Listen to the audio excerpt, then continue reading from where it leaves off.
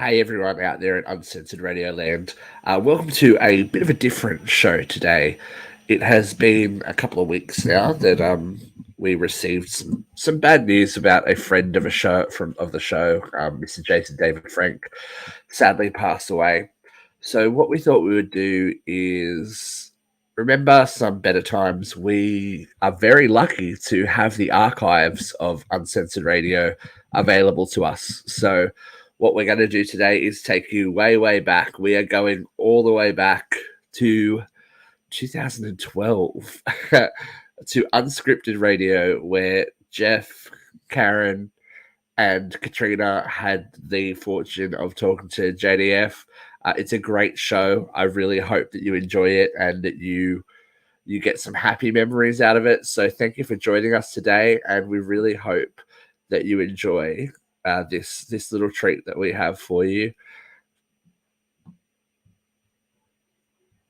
It's American time. Blog Talk Radio. The following is intended only for mature audiences.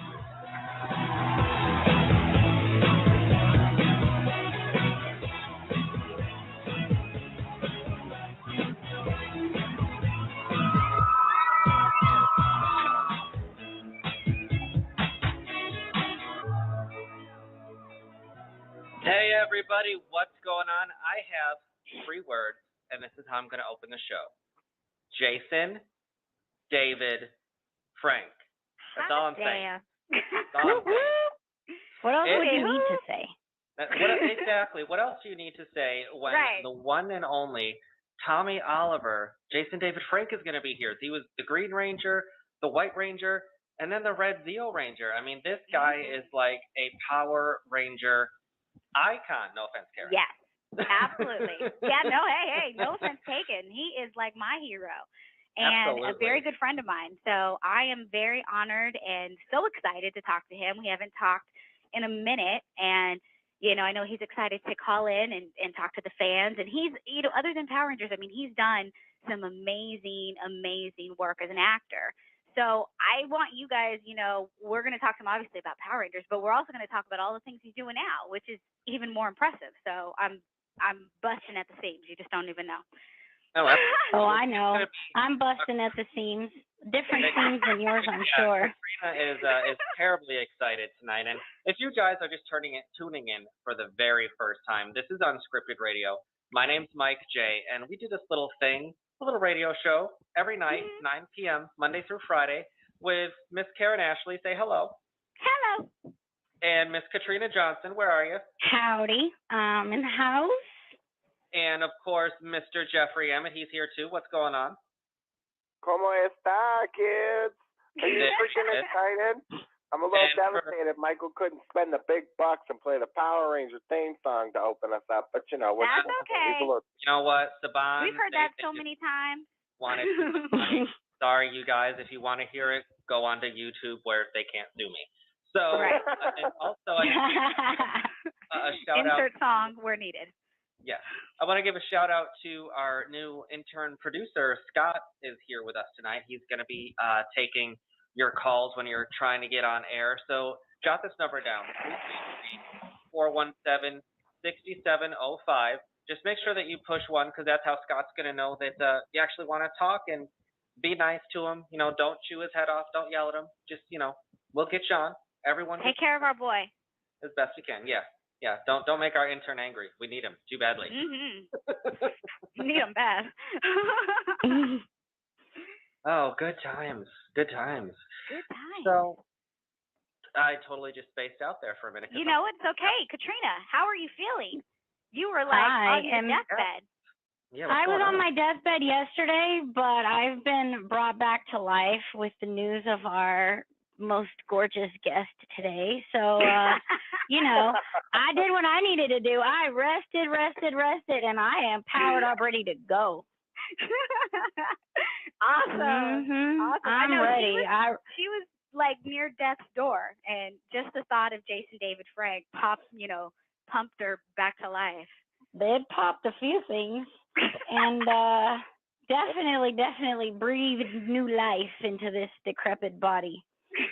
I was running on the treadmill today, took a hot bath. I was thinking about questions I was going to ask him. And I'm sure that most of his female fans think of him when they're in the bathtub. So I'm sure that I'm not the only one. Your questions will be right on point. Oh, yeah. We all actually prepared. Like, we have company today, so we actually prepared for the show. Oh, I know. We're like being all professional tonight. It's crazy. We're all texting and tweeting before the show, making sure all our ducks are in a row. But, a couple of things I just want to get out there for our first-time listeners is that, this isn't just a one-time unique show. We're here every night. And if you're tuning in for the very first time, I posted a link in the chat room a little bit ago for a certain trivia contest that you guys can enter, where you can win your very own copy of an autographed photo for Miss Karan Ashley, Aisha, the Yellow Power Ranger, and soon to be very, very famous star of a little TV show called Grow Up Already. Damn it. He's like always trying to mix it with all that and grown-ups and all. I know, it all just rolls into one. And at least you have a name. Right. At least, I'm not, what's her face? What's her face? I've been occasionally referred to as what's her face. Yeah. But it's cool. You can win a autographed photo of what's her face too. So make sure that you get over to our website. That's unscriptedradio.com. And if you are in the chat room, I am throwing that link up right now, as well as the link to Miss Karan Ashley's Grow Up Already Facebook page. I encourage you guys to check that out and click like. Which also stars Katrina Johnson. Yes. Hello. Yeah. What's her face is in there too. What's her face is in there, and she is like, pretty hot and tempting in there. She's a gorgeous girl. Well, that's right. This is the thing. Like, I'm in there. Elisa Reyes is on Grow Up Already. Katrina Johnson, Annalise Vanderpool from That's So Raven. So, it's pretty much like this show of beautiful women, and pick your flavor. We're all different flavors. Yeah, we taste the rainbow. Right. Rainbow Ranger, you got to know about the flavor. Yeah. What happened to Rainbow Ranger? He disappeared on Well, my flavor is a rainbow because he's green and white, and what was the other color? Red. Red, yeah. He's like the color of the Mexican or Italian flag. I was just going to say, that's the Italian Ranger right there. Right. Italian stallion. Oops. It's okay, that's what I was thinking. Go ahead. Go ahead, I was thinking it. I know, I was like... 5 minutes? No. Not even 5 minutes. I was wondering why you're so quiet, Jeff. I was like, Jeffrey is way too quiet. When is he going to chime in? No, Jeffrey. That's because Mama's a little drugged up. I got the back out today. It's been horrible. Oh. Out of all days for this to happen. So I'm like, what do? I got to take a painkiller. I'm going to be on the radio with Jason David Frank, and I'm going to be like, so, tell us about your time on that Savant show. What was it called again? VR Troopers? I was just so concerned. You sound the same. I don't know what the problem is. We're used to you lit one way or another. Exactly. Years of practice, baby. Years of practice. Mama does not play. You just got to pull it together. I'm like, all right, I've got an hour where I've got to be coherent, and then I'll drool myself up the stairs. Exactly. I like it. I love it. I know, and he's acting like his painkiller isn't more than the propofol he usually takes, so stop tripping. Excuse me, my name is not Michael Jackson. Thank you, and good night. No, I'm just joking, kids. Say no to drugs. I used to be a member of Dare Not to Do Them. So we joke, we kid on this show. We do an awful lot, yes. And as you guys heard in the intro, it does say for mature audiences only. It's a little disclaimer that we have to throw out there, because if you've listened to some of our other shows, occasionally we tend to go into the gutter very quickly and very deeply. So, the legal folks make us put that out there. Mainly Mr. Scott Glickman, because he's all about the FCC. And quite frankly, I'd love to just tell them to bite my left butt cheek. And that was what I gotta say to the FCC? Can I drop it already? Can I drop it? Go ahead. No, hold it in. All right, I'm going to hold it in until Jason gets on the line, and then I'm telling you, kid, it's on. I know. Well, don't let it all hang out then either. Hold it in until we hang up.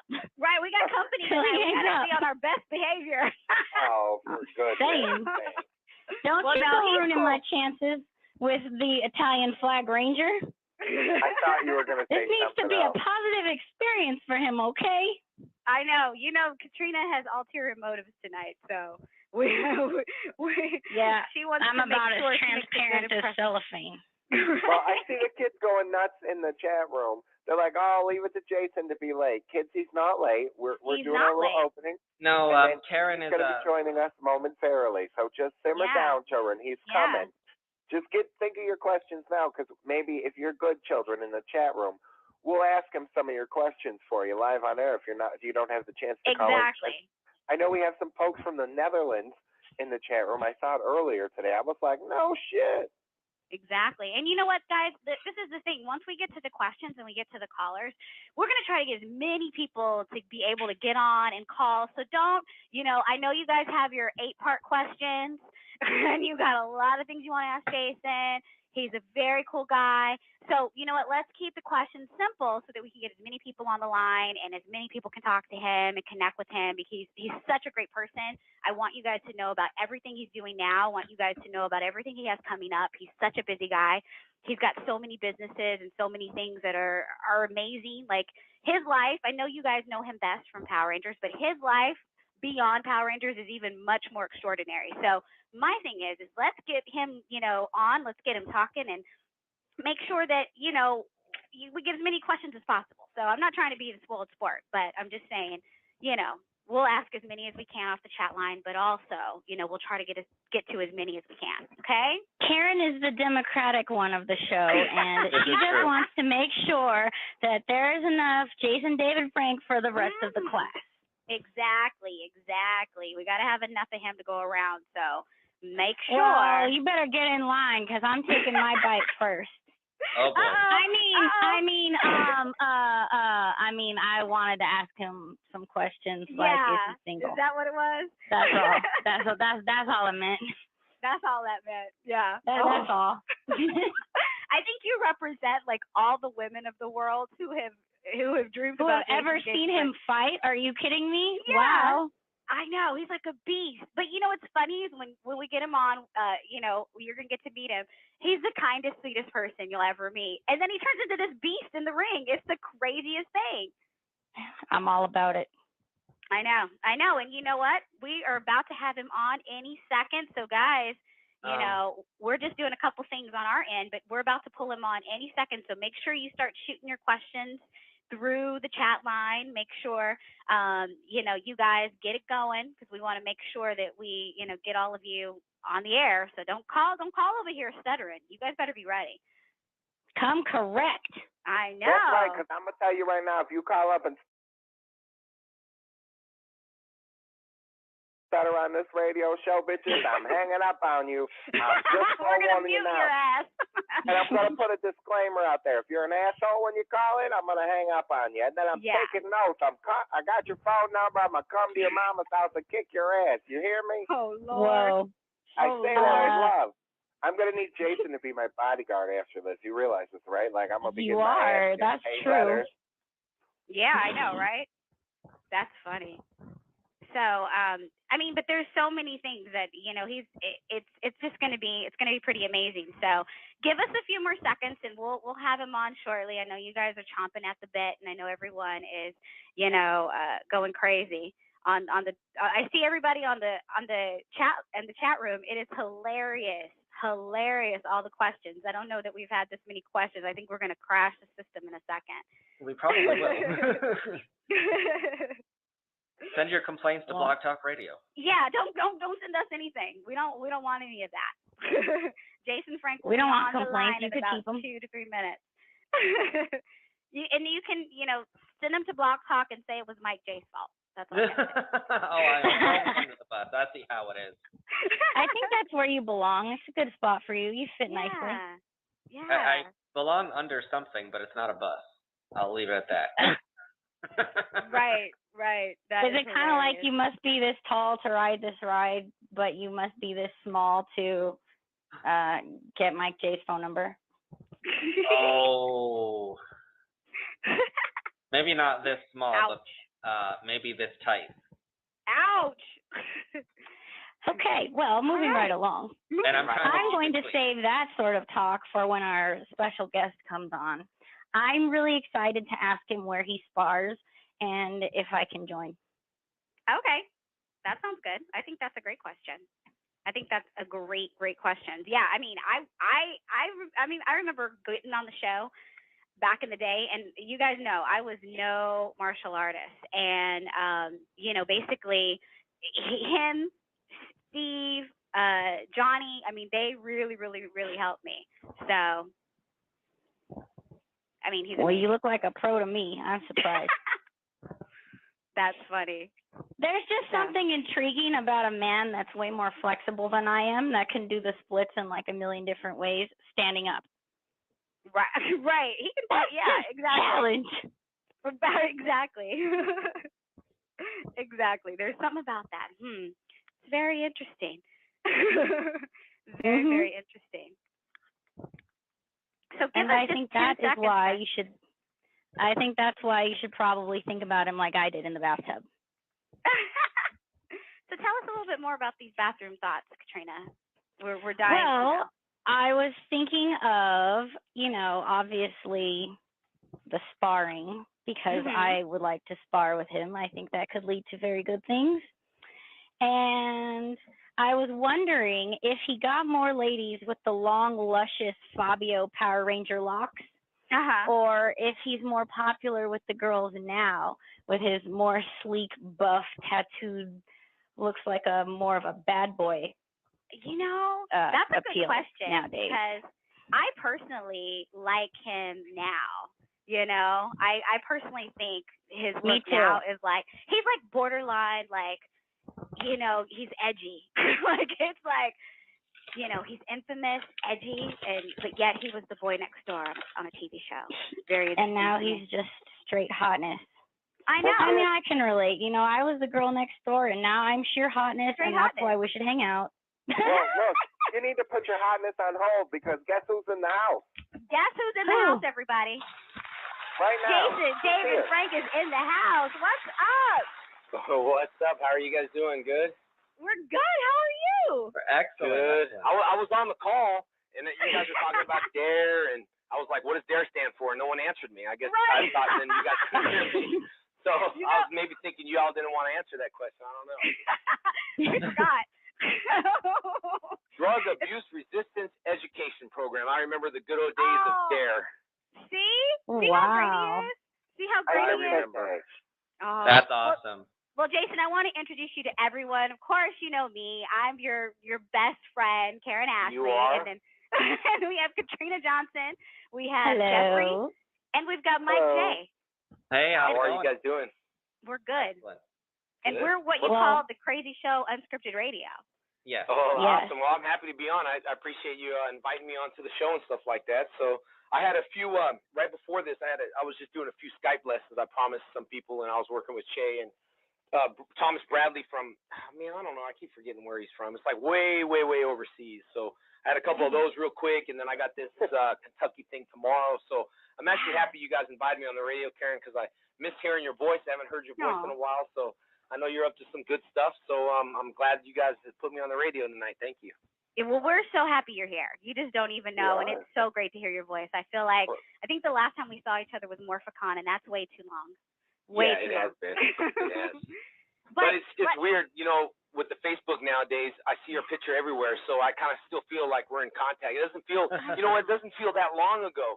It really doesn't. But then I'm thinking I did this interview for Hula and Amazon, and I was talking about it, and they're like, so what's going to happen for this 20-year anniversary? I'm thinking, 20-year anniversary? That guy's high or something. He must not hear of DARE, America. But I was thinking 20 years, but yeah, it's going to be 20 years. I mean, when the show first aired, that's crazy. To me, that's crazy. Wow. Crazy. I mean, Jason, tell everyone, because, obviously we're talking about Power Rangers. It was all of our big break. I mean, how did that show change your life? I know how it changed mine, but how did it change yours? I mean, you are like the biggest, most popular person from the show. Let's just face it. Thanks. I mean, seriously. I think my character. I'm your biggest fan. Well, I think that, I really think that had a lot to do with me being evil, but I also thought that had a lot with my character. Being the Lone Ranger, really sort of say, I mean, kind of being alone. I think that a lot of people related to that, like people, new kids that move into school, they don't have friends. And that's kind of like what Tommy was. And I think that the script writing of being evil and losing powers, you had that everyone, I feel so sorry for Tommy. So I think that's the reason why, it became my character became popular. But obviously, it is who we are. So I never denied who I am because, my Facebook fans and everybody out there, it's what we've done. That's what people are going to remember me by.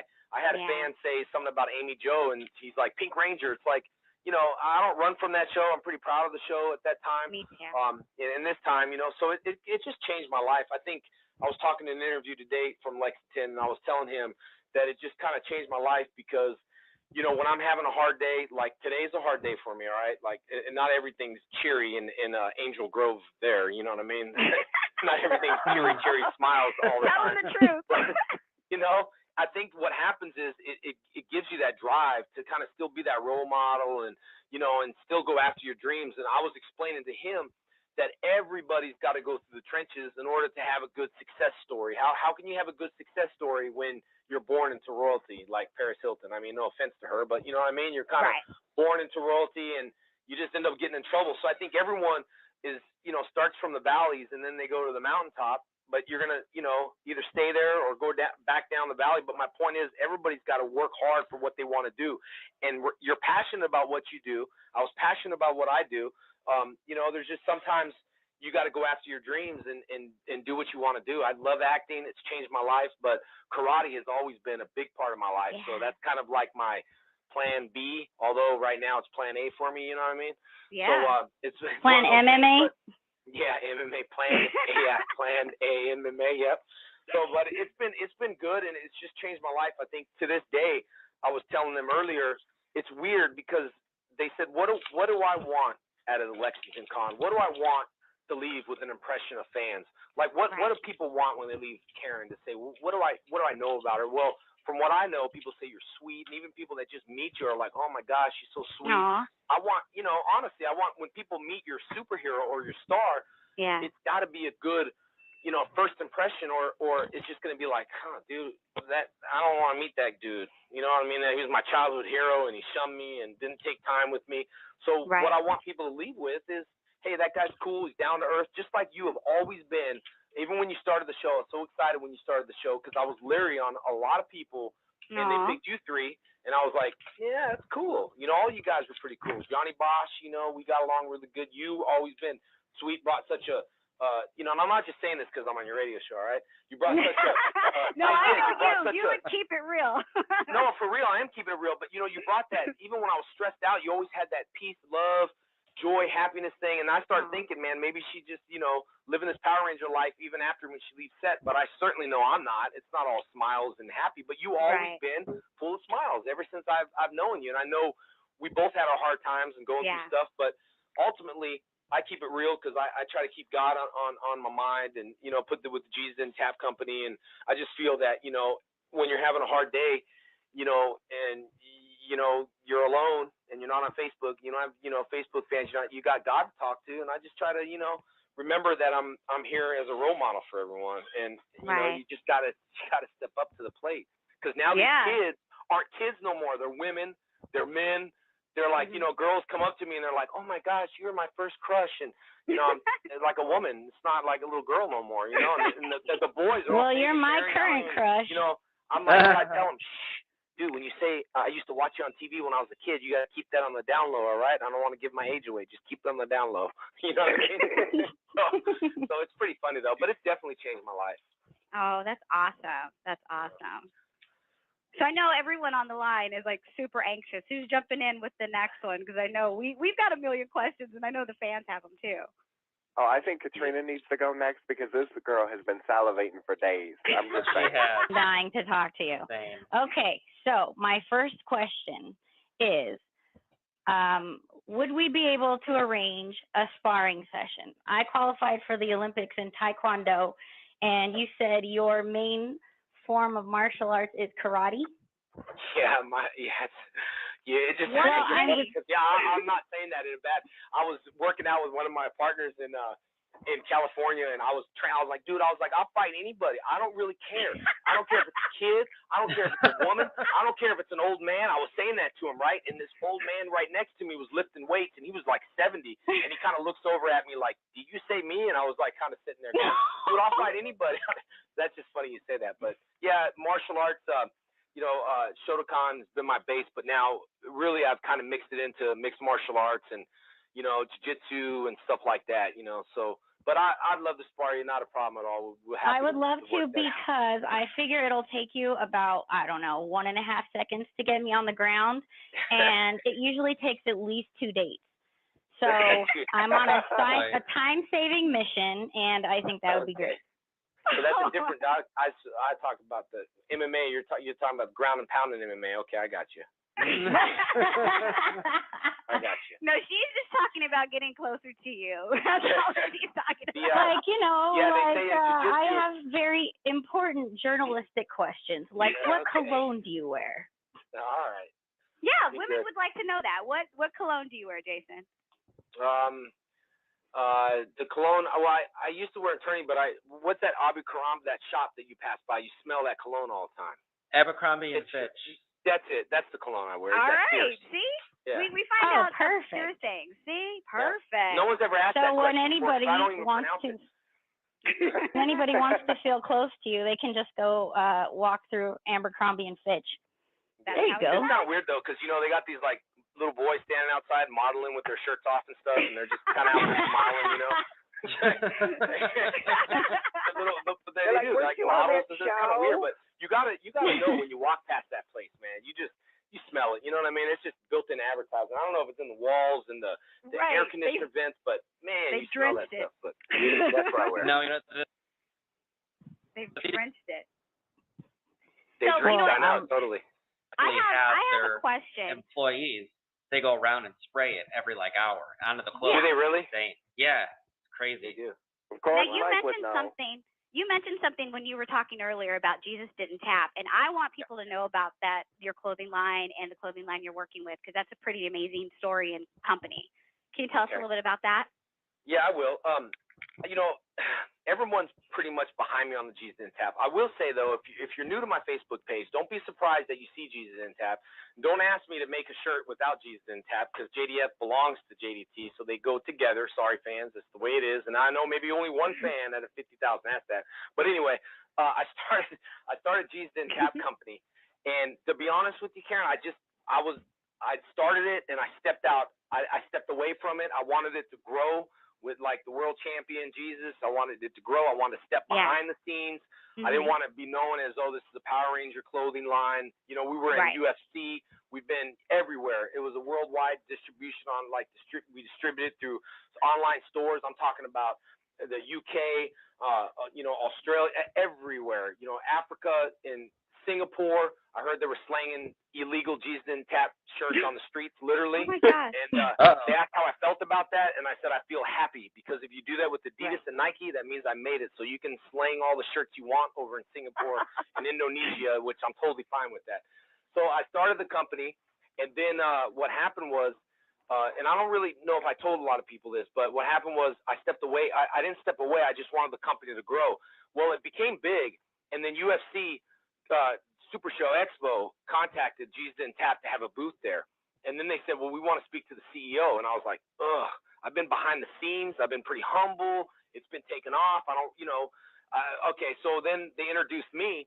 Then they were like, oh my gosh, I can't believe you're the Power Ranger guy that started this. So then that rolled over to some publicity. And the reason why I didn't want to step in front of the name is it's just Jesus. I don't want to Jason David Frank's company. This is Jesus Didn't Tap. I wanted it to kind of grow on its own. A lot of people ask the same questions, you're just, making all this money. I'm not sitting on a yacht in the Bahamas somewhere, which I'd love to, but I'm not. It takes millions of dollars to run a clothing company. We're still, in the red. We're getting out there everywhere right now, though. Yeah. And I have big plans to do things with the money. I want to donate to churches. I want to do inner city schools.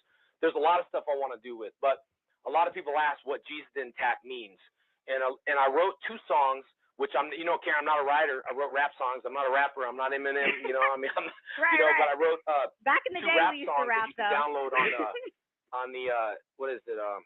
The iPod, whatever. You know what I mean? You could iTunes. You can download on iTunes. I wrote the lyrics for what are they called? 2 songs. But the reason why I didn't step in front of it is because everything came to me in dreams. I woke up, wrote the song. You woke up, designed the shirts. Woke up, so the stuff wasn't coming, it was just coming through me, like as far as like designs and songs and all this stuff, and I think it was just God saying, look, this is what you got to do. Well, the first day it was out in UFC, we had about 80 pages on SureDog of controversy on why we want Jesus in the ring. The Army kicked me off the mat, which is the Army, which I did One Nation Under God.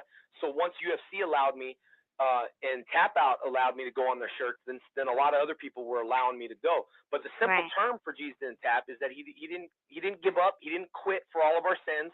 Someone said, well, he couldn't tap because he was nailed to a cross. Well, that's why I wrote my second song that says that he could have tapped, snapped that cross anytime. Read the word, I read mine. I wrote a little rhyme.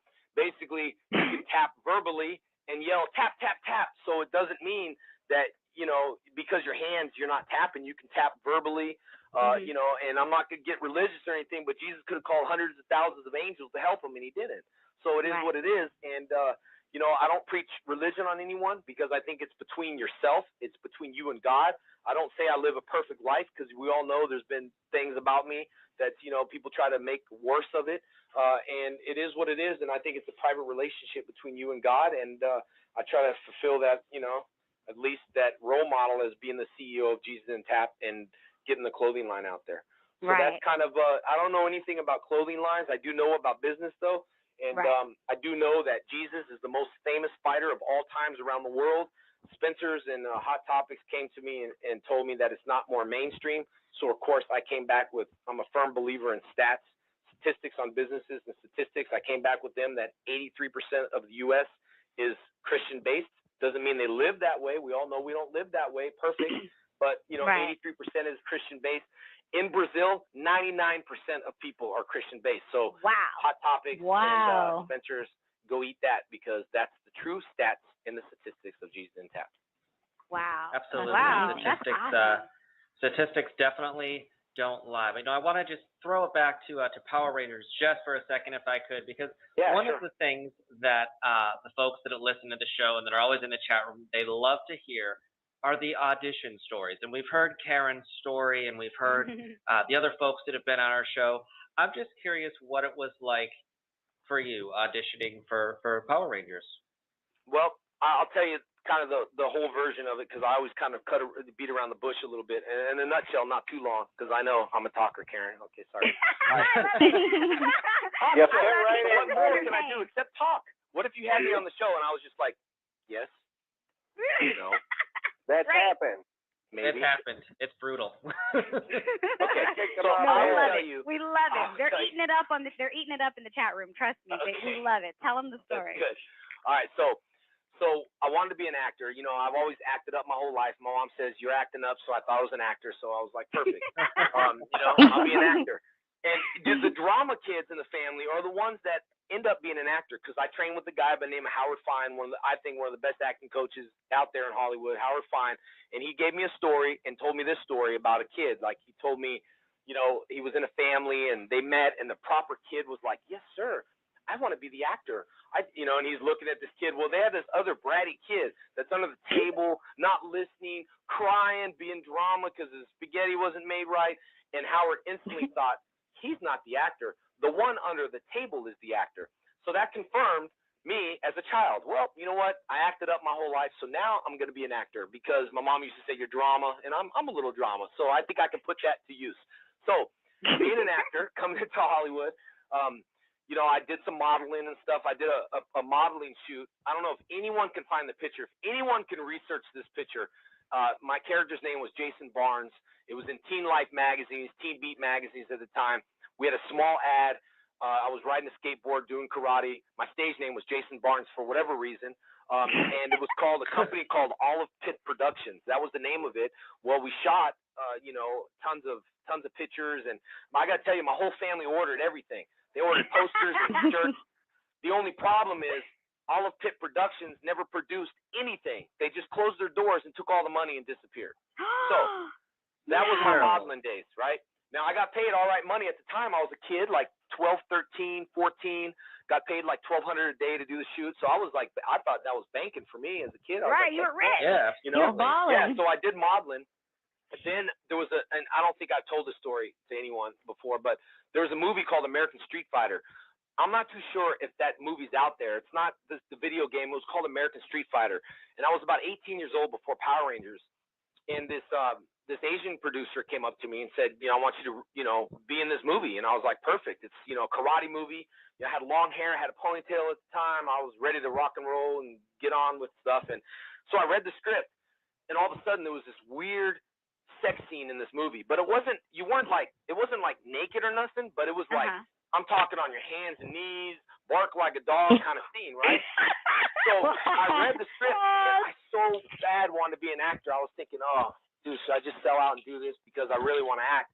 It's not like, you know, a naked scene, but it's just kind of weird. Like, and so I asked the girl, hey, in this movie, who's this girl that's playing this role? I mean, I just want to know, because I mean, I know it's not that bad. And she said that was her. So instantly I got scared because I was young and she was older. So I was like, forget that. I ain't doing the movie then, because she's going to make me like, oh, bark like a dog. I just don't like that line. You know what I mean? I don't want to be in no weird position and say bark like a dog. All right? It's acting.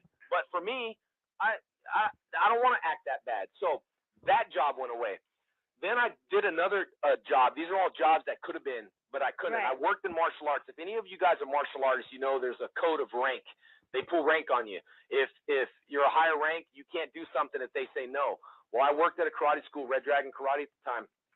Booked a yogurt commercial. I was excited that I booked this commercial. I was so excited. I told my instructor, I probably won't mention names just in case. I told my instructor, hey, I got this commercial, and he said, you're not going. And I was like, what do you mean, sir? He's like, you're not going. I need you tomorrow. So then again, I had to stay there. So I got calls from this production company before I started Power Rangers. I know for a fact I've never told a story in my life, ever. And so cutting news. So I got a call.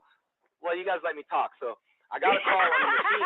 And it was like a call from the production company. Well, we're looking for Jason Frank. Wasn't David at the time. We're looking for Jason Frank, and he's not on set. And you know, so then I called again. So finally I picked up the phone, and they were so angry at me. They said, you're holding up I think at that time, $100,000 production. You know, we need you for this commercial. I was like, sorry, I can't do it. So I hung up the phone. So I just felt like there's my dreams of Hollywood just shattered. I couldn't do a movie. I couldn't even do a yogurt commercial. I probably didn't even like the yogurt I was going to taste anyway, and just really be an actor and be like, yummy yogurt. So I couldn't do that commercial. So I went to I had long hair, keep in mind. Everybody in karate had long hair at the time. So I had long hair. I went to a company called Kids Agency, or I know it was Bethany was her name. I won't mention last names. But I went there, and I came in with long hair, and I said, hey, I'm looking for representation. I had a few things that fell out, and they're like, yeah, okay. First of all, you sit down, and I'm, you know, and they're telling me, you know, that's how casting directors are. Be quiet, sit down. Tell me your name. It's just kind of rude. I'm from the martial arts world, you know, and I was thinking, well, you know, a please would be fine. But then I realized, welcome to Hollywood, so I just took a seat. She said, sit down. So I said, what's your name? I said, Jason Frank. She goes, let me ask you a question.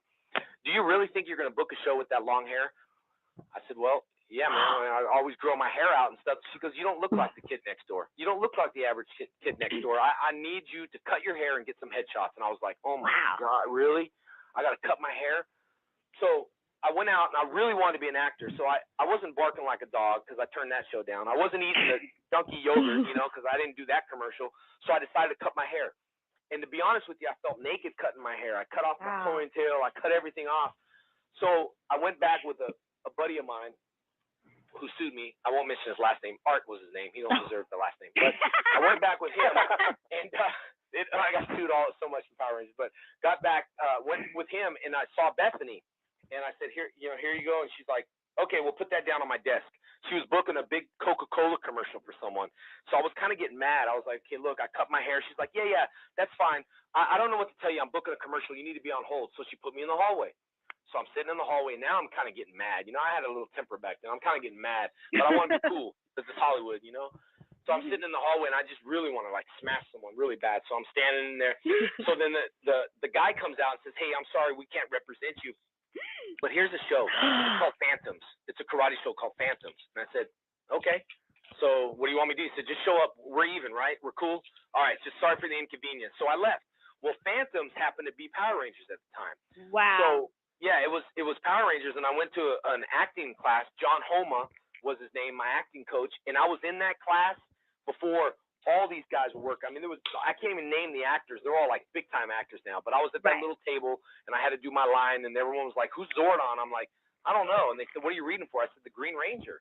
And they're like, "What is it? A Forest Ranger?" I was like, "I guess. I don't really know. Maybe it's a Forest Ranger. I have no clue." It was like, not for me, cool. I wasn't studying my character. There was no character study. It was like, what the heck's the Green Ranger? So I pretty much went on the audition, and I got a call back. And the only callback, I remember I was there with all this before Karan was the Yellow Ranger. I was there, and Twee was there, who was the Yellow Ranger, and all these girls. I was the only one there. And I was thinking, this sucks. Because they can't decide if they want a guy or a girl. You know what I mean? I didn't know if they're going to hire a girl. So then I start thinking, I wonder if I should start taking all these girls out so I can get the role. No, I can't do that because then I'll be on forensic files, and I got to be cool. So then Haim Saban came out and said, hey, can you do me a favor? You karate. Oh, you karate, whatever, how he talks. And I said, yeah, just teach these girls karate. So then I start teaching them things. And then I start thinking, dude, I ain't even getting paid for this. I hope I get the role because I'm sweating and teaching. Well, come to find out, they didn't have any guy callbacks for the Green Ranger. I was the only one. So, of course, I booked the job, and then Twee booked the job, and then we both got booked together at the same time. And then it went into the whole Power Ranger world, which you had to convince the world that this is not just a cheesy show, that it's going to make it. So then my brother looked at it and saw it and said, dude, this show sucks. And I said, what do you mean? He goes, it sucks, dude. It's so cheesy, dude. It's never going to make it. And, of course, that's what a lot of agencies said. Ernie Reyes' agent, a lot of agencies didn't want to represent me because the show, they didn't think the show was going to go. Well, I booked the job, and now, of course, I got sued from the agency that wanted to represent me, and that was a long story, and represented myself in court and got it dismissed and won, and that was pretty much that. Nice. So that's how I became. That's the longest version I've ever said of how I became a Power Ranger.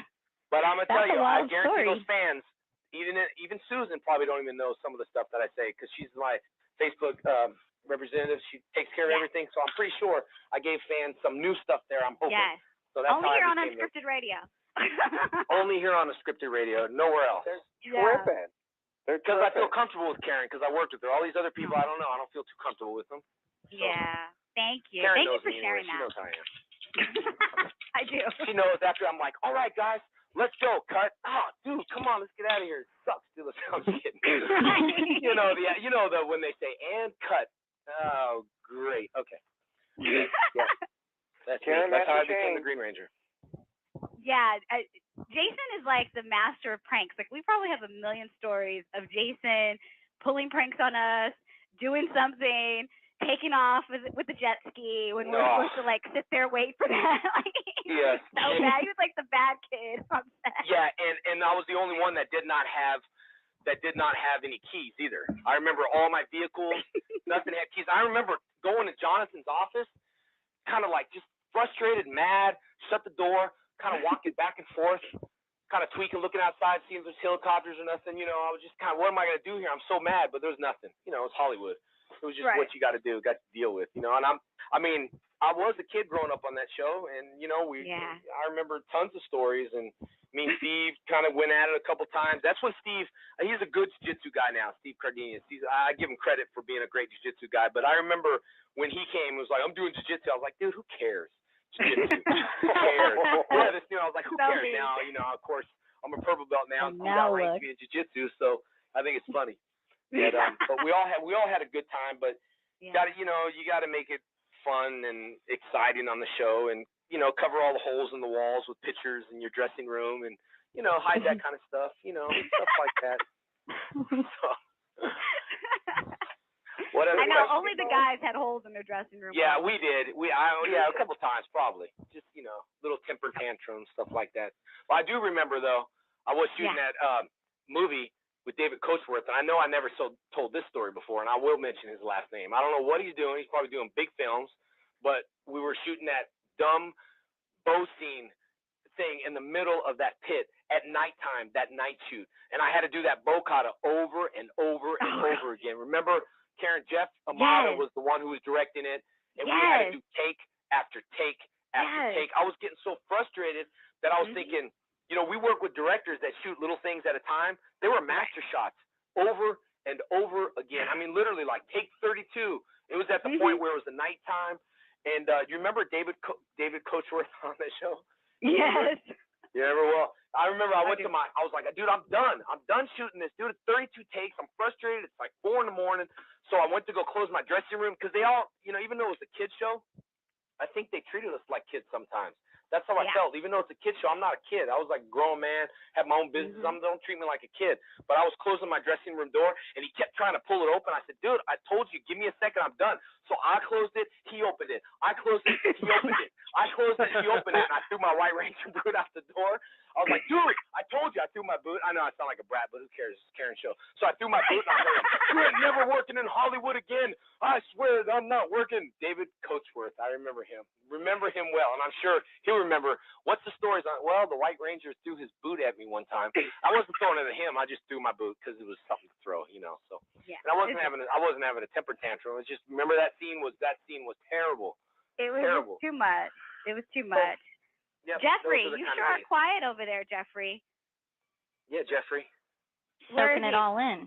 There's so much going on right now. He's like going, dude, the White Ranger threw his boot. I don't even like this guy no more. What happened? all of a sudden, your chat line starts losing numbers. Right, no. Ding, ding, ding. They're like freaking out. They're like so excited you're here. So, this is the question I have. I know that you've done amazing things, and everyone kind of wants to know when did you decide to go into MMA, and like how did that all come about? And they want to know about what you're doing now. Okay.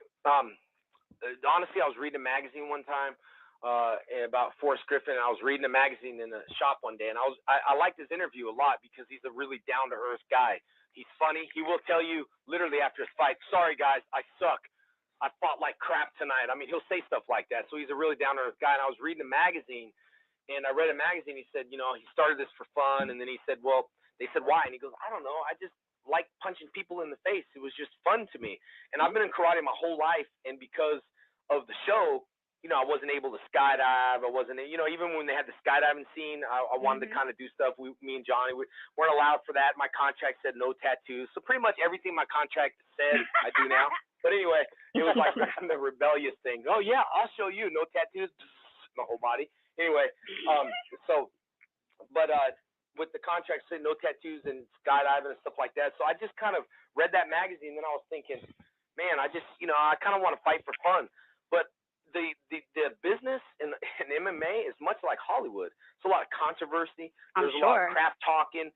There's a lot of you're not this, you're not. It's just too much egomania stuff out there, So I got hooked up with my manager, Sucker Punch Entertainment, and had some amateur fights, and did good at that. I had like 6 amateur fights and then a pro fight, and it just I think the industry, it kind of launched my fans and stuff like that wanted to see MMA, but then movies came about, like the One Warrior that Tom was shooting with James Russo, who I should forget his name because he called me a different name every day on set, but with James Russo, he called and they wanted an MMA fighter, and they wanted Rich Franklin, who's a well-known UFC fighter. And then they were going to offer it to Rich Franklin. I said, man, this is what I do. I'm an actor. So no offense, but those guys aren't actors. I know Gina Carrera, who did Haywire. She's a great, great fighter, but they dubbed her voice. And when you dub your voice in Hollywood, that's a pretty bad thing when you get your voice dubbed. But I said, let me get the job, So they wanted to audition me, and I refused, of course. I didn't want to audition, and they said, we'll fly you here. And, of course, again, I refused to audition just because I hate that. I do. I said, give me the job, and I'll do the job. You know what I mean? I don't want to go through the, taking off my schedule and giving out a whole weekend and flying to Alabama. And so I kept saying no. and then, give me the job and all this other stuff. And then we started the Facebook, my manager, Brian, and then Susan started Facebook. So we got about 5,000 fans, and that was about when we had about 5,000. So then the director said, yeah, okay, you got more fans than he does, so we'll do you. So it opened the doors for opportunities. The same director I'm working with in May is doing another film, like an FBI movie. So he's doing another film that he wants me in. So it kind of opened the doors for that. But really, Karen, I was fighting because I loved it, and then you go behind the scenes and you start hearing what Hollywood kills. Hollywood killed me because it's nasty behind the scenes in Hollywood. It's cutthroat business. Right. It's just a nasty business. They're two-faced to your face. They say one thing, and it's just welcome to MMA. MMA and Hollywood should just merge together because that's what it's all about, and that's just what's a big turnoff for me. It was just the Hollywood business was like just the behind-the-scenes people. I remember I was at a thing with Saban, and I had some friends at a party come with me, and this is when I first started the show. Well, they were rude to my friends, like really rude, but then they found out that they were Jason David Frank's friends, so then I still wasn't Jason David Frank at the time, but I was Jason Frank. And then I just threw my middle name because I wanted 3 first names. But then they found out who they were, and then of course they were nice to him. And I just looked at that. I was thinking, man, why you got to be nice to them just because they know me? You should be nice to them just because. So that business was a lot like that. So I want to work with the people that I enjoy working with. I know I've been talking a lot to Johnny on a few things, and that I want to work with the people that I enjoyed working with because I think there's the fans are there. Money is not a problem to be made, but I think you can make money as being an honest businessman like I am without cutting throats. Because now, don't get me wrong, I learned a lot from Heinz Saban. Business is a cutthroat business. I mean, I'll open a school right next door to you. I don't really care, but I'm not going to say anything bad about you. I'm not. But I just believe in what I'm doing, and I believe in the passion that I'm teaching in my product, and I believe in it, and I think all else comes. A lot of people in business talk about this person, that person, but they're not paying attention. It's like if they were in war, they're not sharpening their sword. So the more they talk about someone, they have a dull sword. So when it's time to fight and it's time to win the war, I just feel like I'm sharpening my sword all day. You look like you don't have a dull sword. Sharp. And when it's time to fight, you're just going to like slice some people in half. That's just how I feel. Excellent. Well, I hope that you've got your sword sharpened for right now because we're about ready to open up the floodgate of callers, Jason. If you're ready. I can handle it. I'm actually looking at a samurai sword right now, but I can handle it. I really am. I'm sitting in my office and as I'm talking about the sword, I'm just looking at the sword because that's how I got the idea. Katrina excited. I'm ready. You gotta simmer down. I know. Relax. Let's do this. So we're going to try to move through as many of these as we can. The first one we've got on the line is Lonnie. Lonnie, what's your question for Jason? Hey, my birthday's on Saturday, and I can't make it to Kentucky. So this is kind of a big treat to be able to ask him a question. Sure. Happy birthday. Happy birthday. Thank What you. a present. I'm a big fan. Your Skype training, what style do you teach, and can you advance in rank when you're training that way? Yeah, listen, I just got done with Shay and Bradley today doing Skype lessons right before this. That's why I was running late. I'm going to be honest with you. I was so worried about doing a Skype lesson. I was thinking, God, it's kind of weird, like, hello, and they're like, hello, hi. It was just kind of weird, But I'm going to be honest. That Skype lesson worked just as good as if you were in front of me because all the angles, the camera, I couldn't believe how great it was. I worked with Shay today. It was his first lesson, and he did a fantastic job. I know he can vouch for the Skype lessons. You can advance in rank. You just have to, of course, I don't give out rank. That's one thing. It takes, 6 to 7 years to reach black belt here. I don't charge testing fees, never have, never will. But you can advance in it, but it's going to take time. Mat time is very important. And when you're doing Skype lessons, I'm going to be honest, I don't miss around. I don't want to waste too much time on questions and answers. We're going to get down, we're going to sweat, and we're going to work out. So the form of martial arts I teach is an American blend. And you can research that and go on my website, Rise and Sun Karate School, or what is it? What's our website? RiseandSunKarateSchool.com. Sorry, I got to And you can read about the styles. But yeah, you can definitely advance on the Skype lessons. Excellent. That's a. Wait, Mike, before we get to the next question. caller, we've got a question from the chat room. We promise we'll get to them too, so let's try to alternate. Jason, the question from the chat room is, what was your favorite color ranger to play? Favorite color is green. I would just say green because it was evil. Awesome. Nice. All right, Michael, you take the next caller. All right, excellent. So let's move it along, and I've got Sydney on the line with us right now. Sydney, what's your question for Jason? Sydney, can you hear me? I'm just wondering how you've been since, like Dino Thunder, Karan, what's that? How have you been since Dino Thunder, he said. Oh, I've been pretty good. I've been feeling pretty good, I don't have Zords hanging around, but other than that, I'm feeling pretty good. I'm still kicking and punching and doing all the things that I love to do. So it was good working on that show, and it was good. Awesome. Excellent. Thank you so much, Sydney, for that question. Jeff, do you have another one from the chat room for us? I don't yet. So, guys, keep your questions coming in the chat room, and I will ask Jason for you.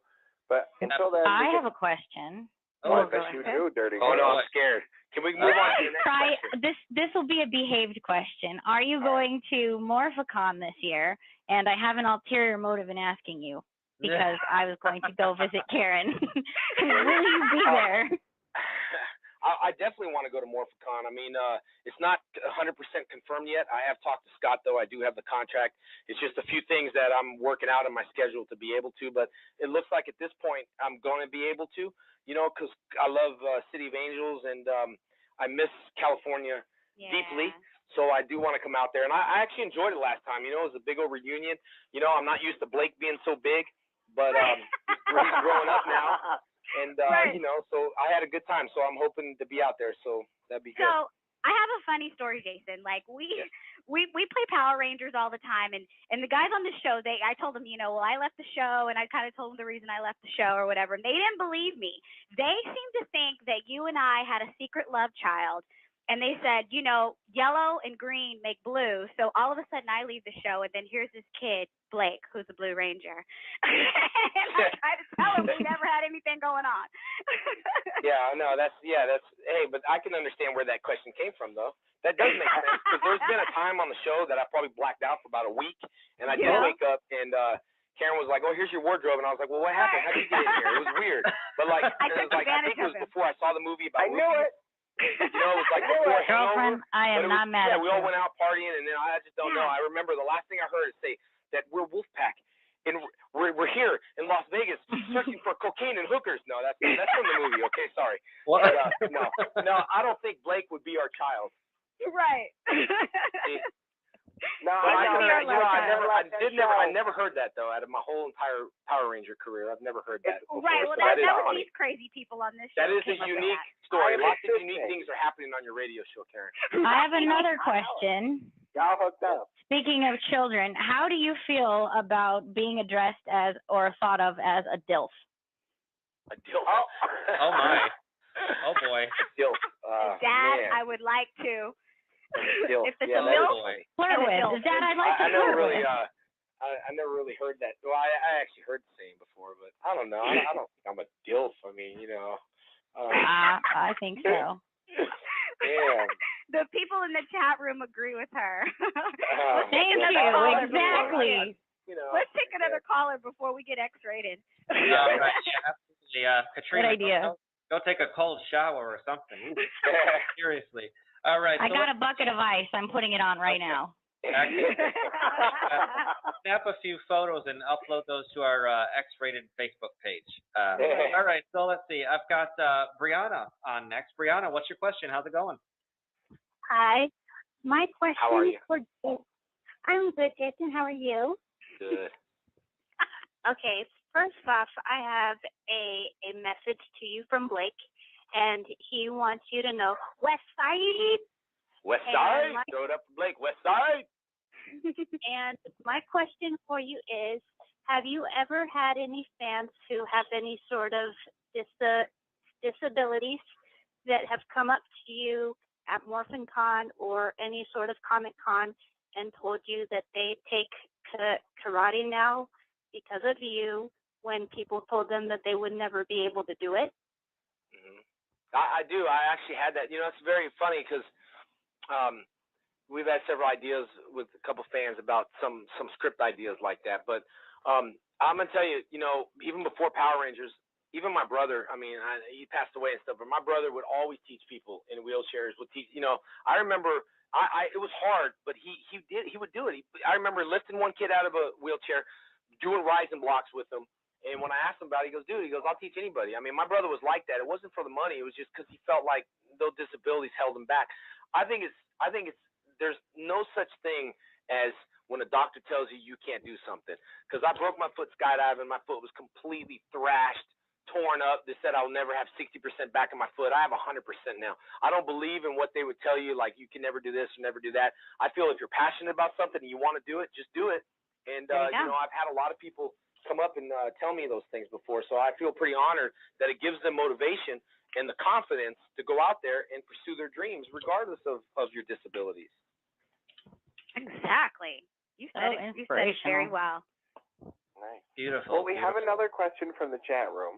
Yeah. Which I guess I swear this is like Katrina chatting with somebody else. A question I saw that kind of struck me. They want to know if you're a boxer or a briefs man.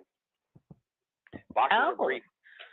Well, or I commando. like the long Calvin Klein underwear, like go down to my knees, kind of like not the boxers, but like I have to because look, all right, because I look, break stuff, it down, I can't be break wearing it down. boxers.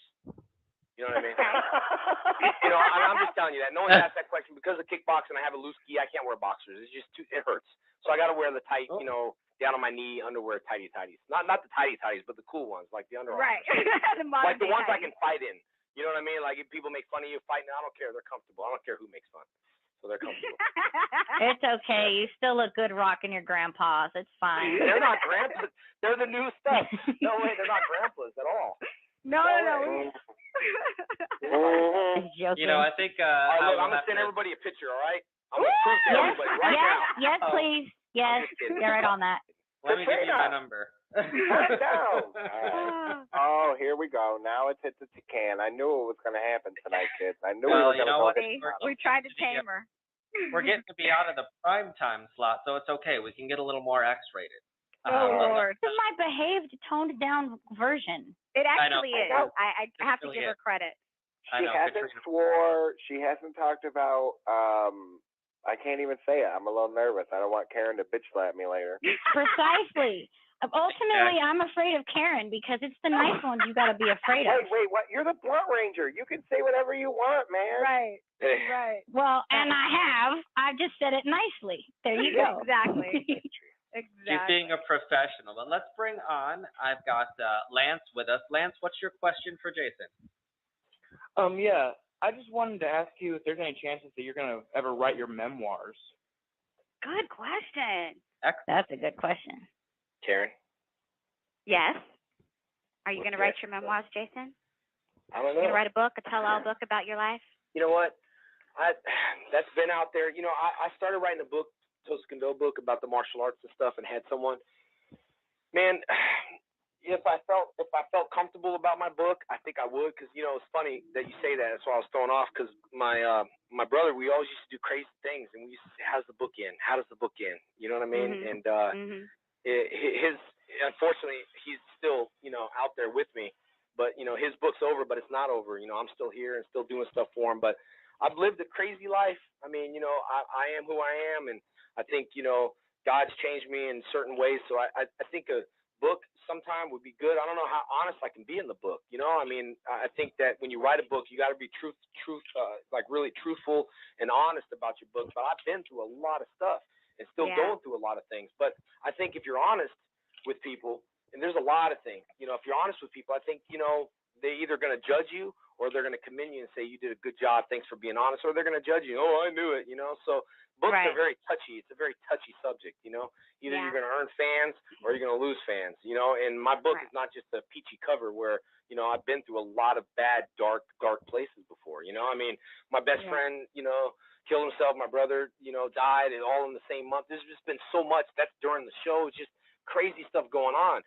And, I think that everybody in life, unfortunately, even today, it's one of those bad days for me. I don't sound like it. The worst days I get sometimes, the crazier I am. That's just the way it is. But I think people sometimes pick that mask up before you leave the house and you put that mask on. Because let's face it, if you were honest with how you feeling today? I feel like crap, dude. What do you mean? I feel good. No, you don't. You don't feel. How you feel? You upset? No, not. Yes, you are. You know, so let's just like being honest with everybody. But unfortunately, you can't. You know, hey, do I look fat in this pants? Yeah, a little. I mean, what are you supposed to say? No. I remember not to ask you that one. I'm just saying. If life was all about honesty, it's either they're going to appreciate you for being honest or they're going to think you're an a-hole. So a book for me would be, I don't know how that would go. I would love to one day finish a book for me, for my brother, because we'd always say, how does the book end? You know what I mean? Right. So, but the ending of the book is just the beginning, if that makes sense. Right. Of course it does. Well, you know what I'll say? I will say this about Jason, because I had the pleasure of being, you know, working with him, but also becoming his friend. And we would be on set, and we spent more time together than we even did with our family. So it was an amazing and crazy experience. But one thing about him is he is completely honest, but his heart is so genuine. And he's one of the nicest, most genuine people you'll ever meet. And I'm not just saying this because you came on the show.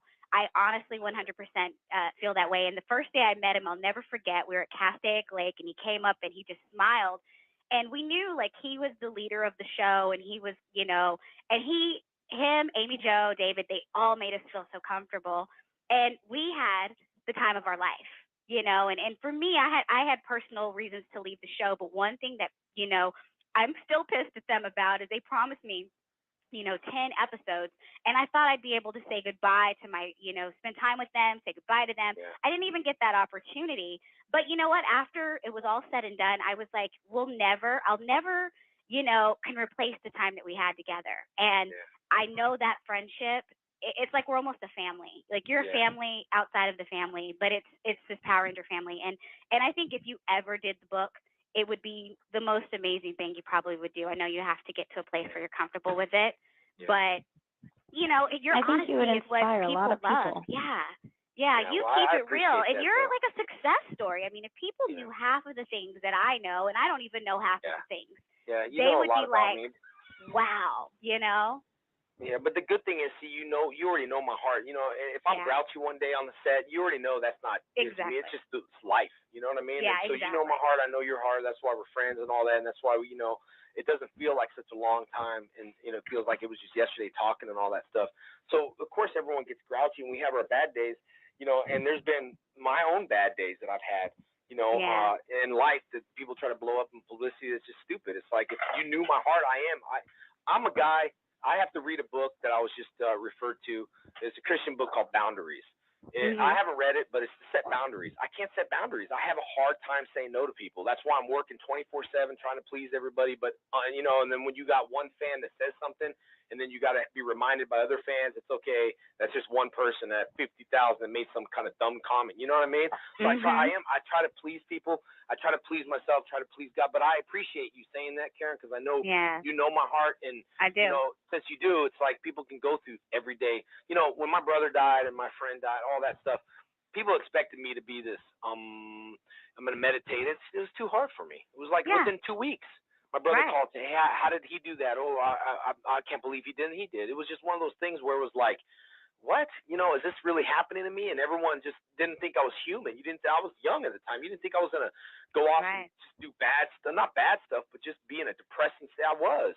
But I got out of it, you know. And look, the cloudy days of rain, they come with all of us. I think all of us try to disappear from those cloudy days.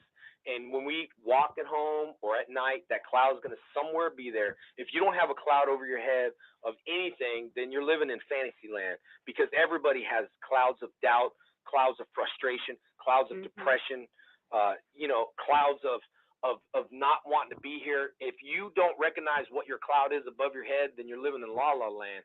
And, you know, La La Land doesn't exist. Angel Grove is not always there 100% of the time. Right. You can live in La La Land half the time, but the other half, you got to recognize what cloud's above my head. And unfortunately, I do recognize the clouds above my head. I just have to tame them. That's why I skydive. I go above the clouds so I can get away from the clouds. But, you know, I'm just saying that, you know, not to get deep or anything, but I just feel that that's what everyone does. And anyone and this is why I think I can relate to a lot of people or fans or other people or even Karen, because you're down to earth. You're a down to earth person. I'm not greater than anyone. I'm not holding myself up more. I don't even consider myself a celebrity, because I don't. I mean, I'll walk into places and I forget sometimes. You know, I was in Orlando with my little girl, and that's right. Did you see that on Karen, did you see the Yellow Ranger? I was like taking a picture at Orlando Hollywood Studios. I did. Your costume was there. I was like, oh yeah, baby. My costume wasn't there, but you should've pink one, stole it her from costume was there. My little girl, was like, oh wow, So I forget those things walking around, everyday life. I forget if I cut somebody off and be nasty, they're gonna know who I am because everybody knows me out here in Houston. You forget. You gotta. Right. I don't walk around like on eggshells. I just speak my piece and say what I have to say.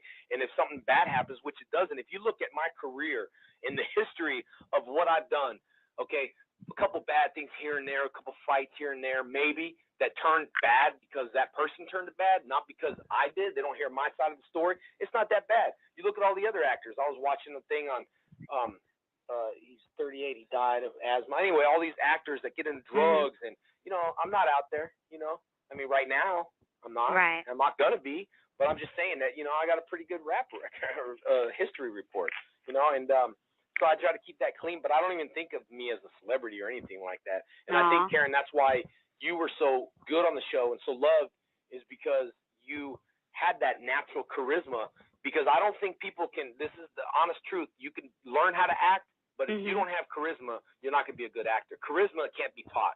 Charisma is you got to be born with it. And I think everyone has a certain charisma for their profession of the field. If it's radio, TV, working at Starbucks, whatever it is, it's it's that charisma that they have that goes with their profession of the business. My charisma is with martial arts. I mean, and acting. I can do martial arts. I can do acting, no problem. And fighting, that's so easy for me. But it's what my charisma is that tracks me to my my profession. And if anyone listening to this line that feels that they're not attracted to their profession, they need to do something that they want to do right now, or it's going to be too late. You're going to be talking to me and say, "Well, Karen, I wish, I fought when I'm 76 now. Thanks for. Am I still a DILF? Am I still a DILF at 76? Yes, you are. No. I would say yes. I mean, before it's too late, you're going to have to chase your dreams and That's say, right. you know what? I did that. That's why I do the things that I do. And skydiving is a passion of mine. I want to compete one day in skydiving. I want to be the best there is. It's going to take a long time to do that, but it's a passion of mine that I want to do. And, it's probably one of the senseless sports, falling in air, that you can use out in real life. But for me, it's what I like to do. I'm a risk taker.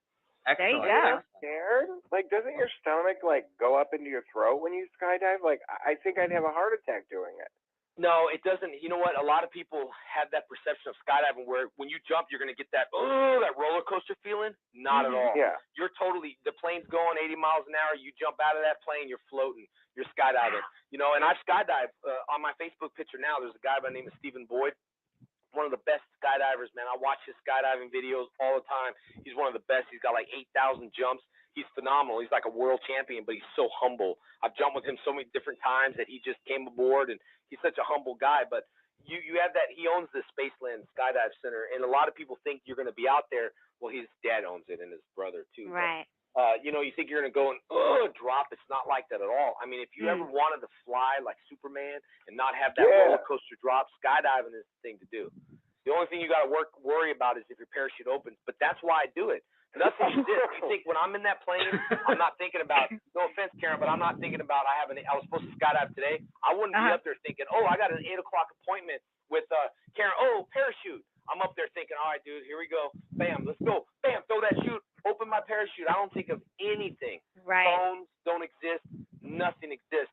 And it's in the zone. And there's only 2 places I get that.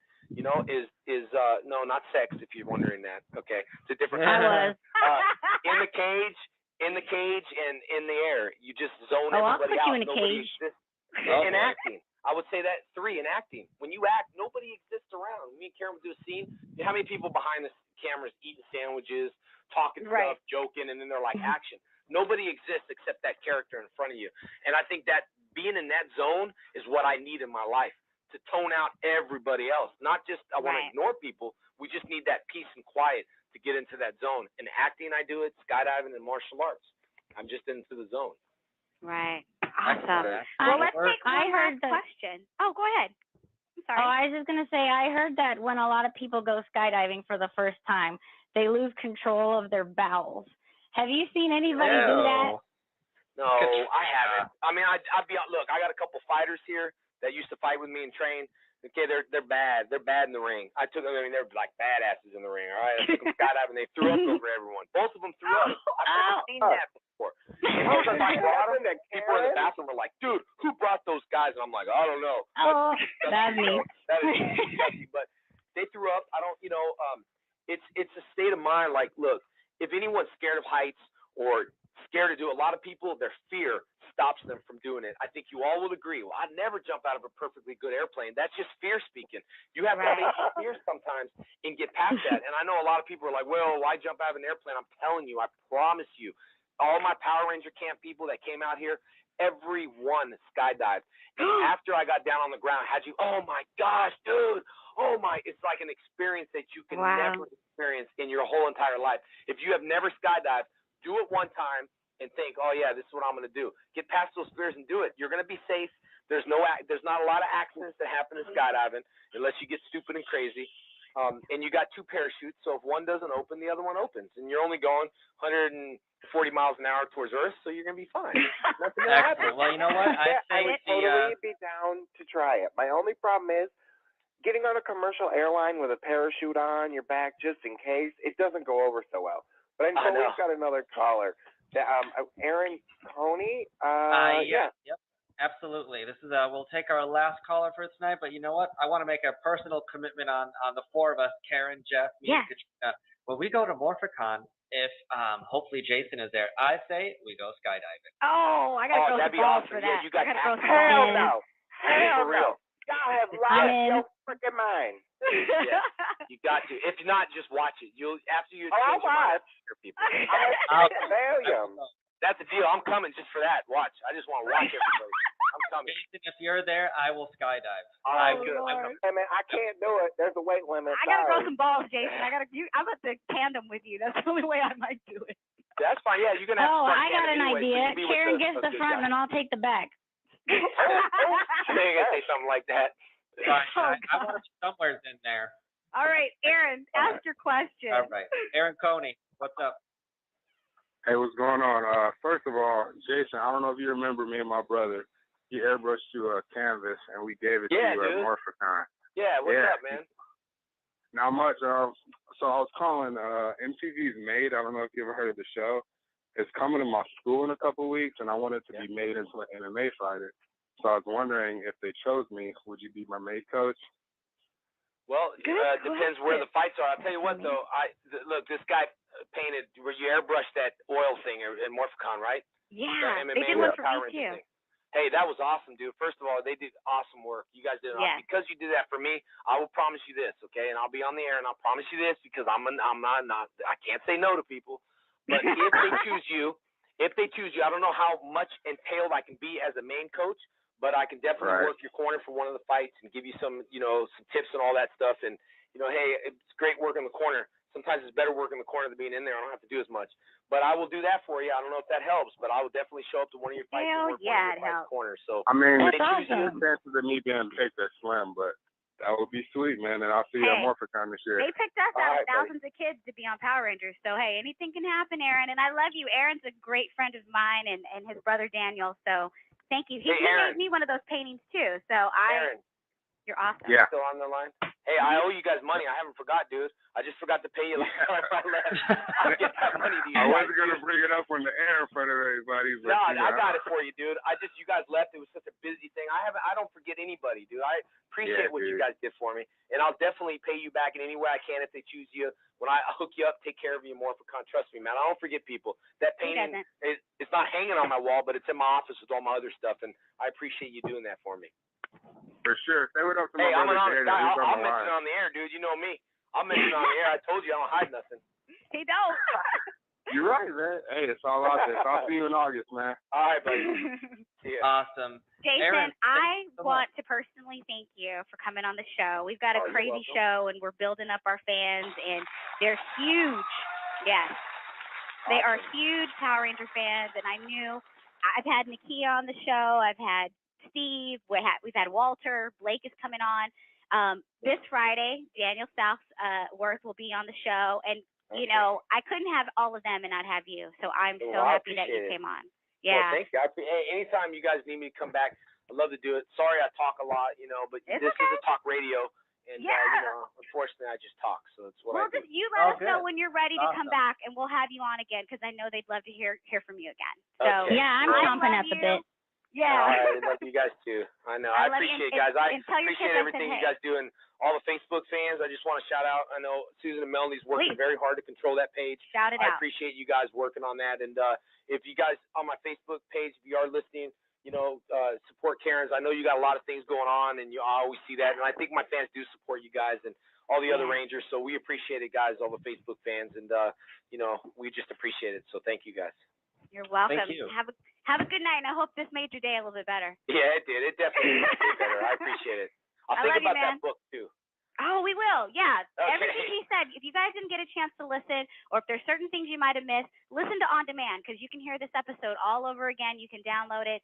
You can, listen, because Jason said some really deep stuff tonight, and he's such a great guy. And like he said, I know his heart. He's one of the best guys I know, and we love him. Cool. Well, thank you. Okay, Have guys. a good I'll night. talk to you soon. Okay, good night. Bye. All right, thank you, Jason. Bye. Oh, Okay. wow, that Woo! That was Incredible. amazing. Fucking riot. I'm sorry I waited till he was gone, but I couldn't hold out all night. He had so much fun, Karen. Why have you been holding out, girl? We knew you were secret lovers. That was I'll take her leftovers. So It's everyone fine. knows. Jason was married. I think he had a baby at the time. We did not have any secret love affair back then. You're listening in the chat room. This is why she left the show so quick. Didn't get her 10 episodes leeway because she was pregnant with his love child. They shipped that bitch off to Indonesia or something. Right. Oh, boy. They're slinging the Jesus Don't Tap shirt. I'm telling you, it's happening. I know. Oh my God, amazing guy, right? Absolutely. Awesome. He's awesome. So And inspirational. I can't wait to go skydiving. We'll get Jeff up there. Thanks for volunteering us for. You got to talk to us about that. Just volunteering us. Yeah, the hell with you. Look there are not enough drugs, alcohol, crack in this world. It's hard. I'm going to get on a plane to go to the Morphicon. If you think I'm jumping out of one, you've lost your mind, child. It's not happening. Oh, it's All right, happening. You're not going to ruin my chances. It's happening. No. Oh, no, yeah. It'll be, we'll get you up there, Jeff. Come on. There's a weight limit, okay? A weight limit. Oh, Lord.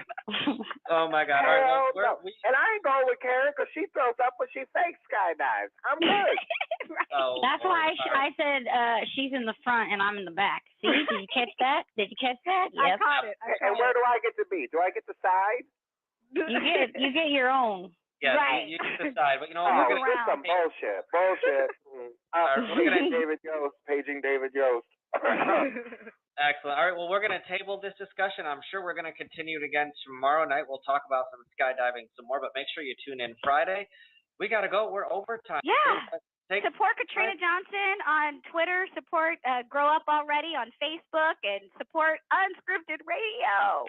Absolutely. All of you. And Katrina, what do we always say? Take a little time to enjoy the radio. Good night. Everybody's in such a hurry for this show to end. Good Lord. What, y'all got a hot date or something? Who's going to meet up with Jason? Me. Bitch. Going to Houston. That's right. Catch up if you missed any part of tonight's show on demand by going to unscriptedradio.com and click on demand. Have a good night, kids. We'll see you tomorrow. Don't miss tonight's show. It's going to be a good one. Goodbye. Bye.